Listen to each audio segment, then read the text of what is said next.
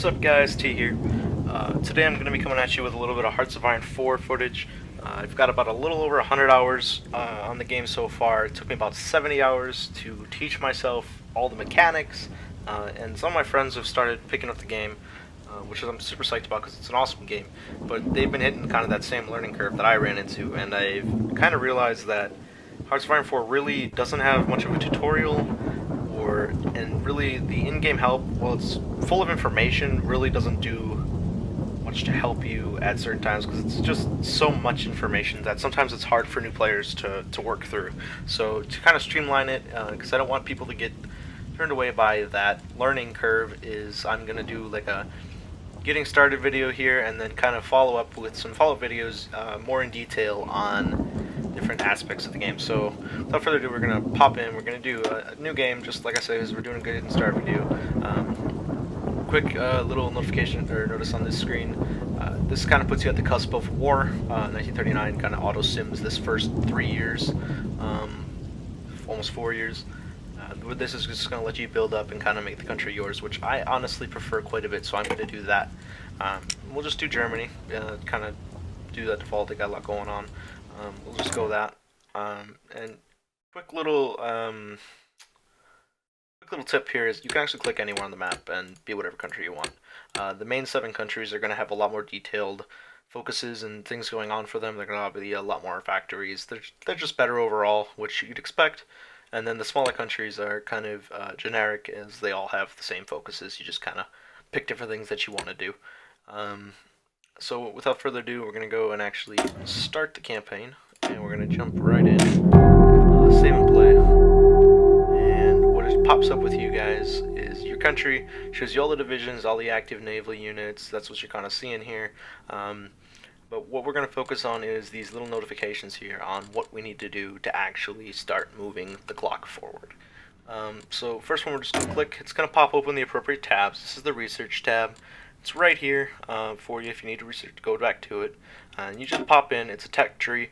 And you're going to research what you want to research to start getting different buffs. They all do different things for you and help you in different various ways through all the different tabs, and you can kind of just hover over them and read what they are. I'm going to let you guys do that. What I'm going to just kind of focus on is what you just need to do. And since I know what to do, I'm going to hop right to it. I'm going to go to the industry tab, which I'd recommend everybody who starts playing this game. You're going to want to research industry first. It just gives you so much of an advantage for later because you can produce so much more early game, which obviously the more you got, the more you can fight with, the more you can win. And that's just self-explanatory. We're going to get that. That's going to increase our production efficiency. Build more, build faster. Perfect. Again, build more, build faster. We're going to get construction speed. We're going to build more factories faster, which is awesome. And then we're going to go to engineering, and again, we're going to go faster. We want to research things faster. New technologies means we got better technology, which means we're going to be a step ahead, which is what we want in a war, right?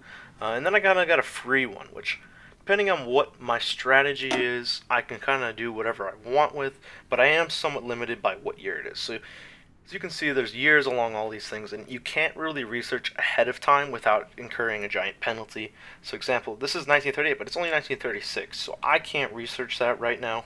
At least I could, but I don't want to because there's such a penalty, and I could use other things, that if I research them, they'd be a lot more effective in helping me right now, so I'm going to go ahead and do that. What I'm going to do is I'm going to pick up the support weapons, just kind of get this extra defense, just for the kicks, because I'm going to need it at some point, and I might as well pick it up now. So the next one I'm going to click on is free civilian factories. What that's telling me is I have civilian factories to use to produce more items. So all these, you can kind of hover over them, and they'll tell you what they are and what they do. And what I'm going to do is what I'd recommend anyone does is build more civilian factories, because the more you have, the more you can build other things. You can build more military factories with them. It's just a good thing to build up right when you're starting out. That's just kind of the bottom line with that. Next, you want to do free military factories. And what this is you add military factories to whatever you're producing in order to build more of it. So the more factories you have, the more you're going to build, and if they're at max efficiency, they're building the most they can at a time. And when you add factories, like not in the beginning, but when you add factories later, there's going to be a little red gap that pops up. So it's going to be the efficiency it's working to out of the efficiency it has, and it's going to fill up slowly over time, and you'll probably see that later in the video or one of the other videos I'm doing. I'll explain that later. I'll go into all of these screens in more depth, but this is just kind of your quick run through. What do I got to do to start playing and get that clock moving? I don't want tanks right now, so I'm going to pop that right out of there. Go with that, and we're going to be all set. We're going to do our naval. Quick tip, you do not want to, you want to use this available production. This was being produced like hypothetically before you even open the game.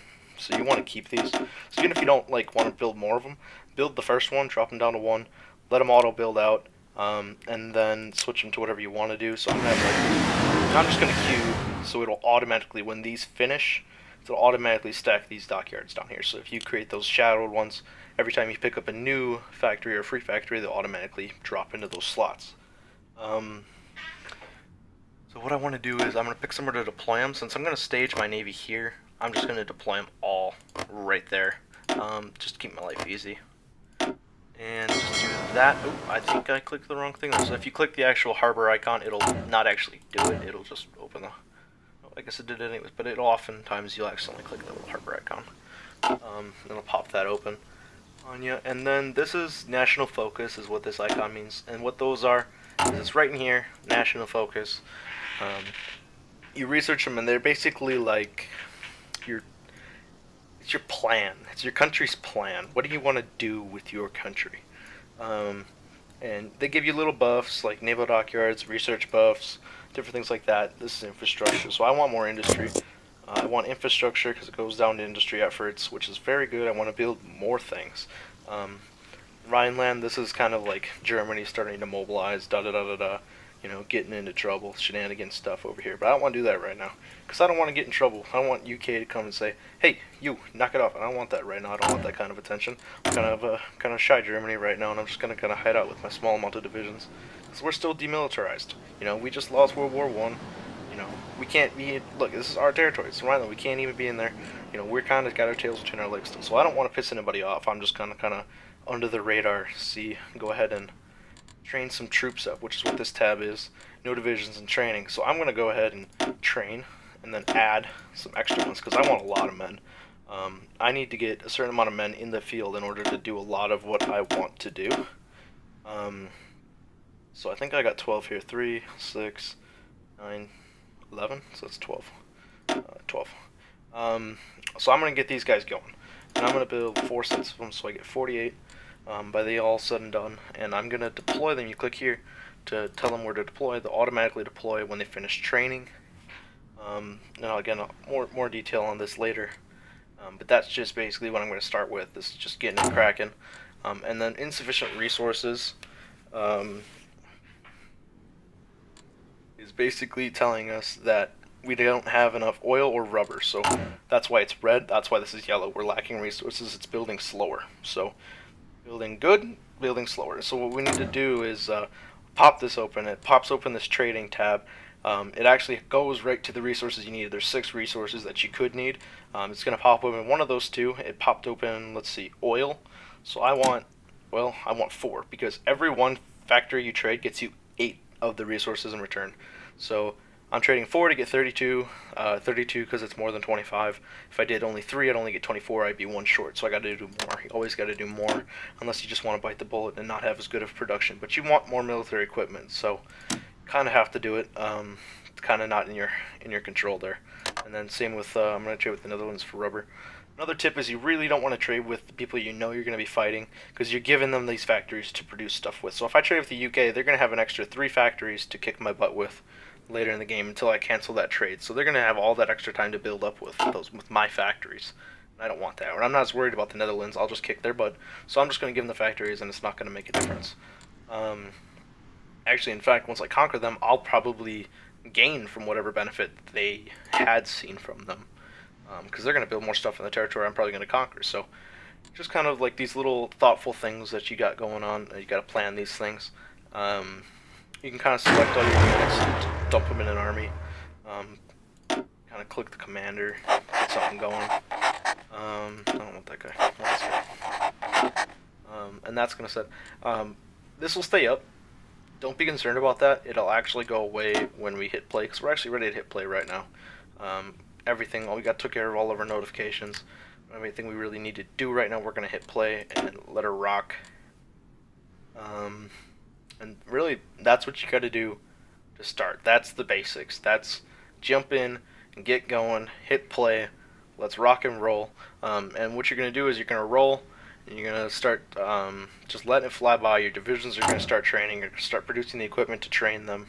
And your national focus is going to progress. Same with your research, and you're going to basically just keep picking new stuff.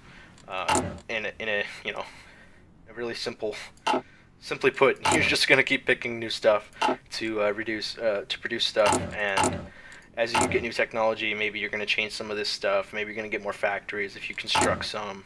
And add more production, and then when these go down, you're going to want to build more civilian factories up to a certain point.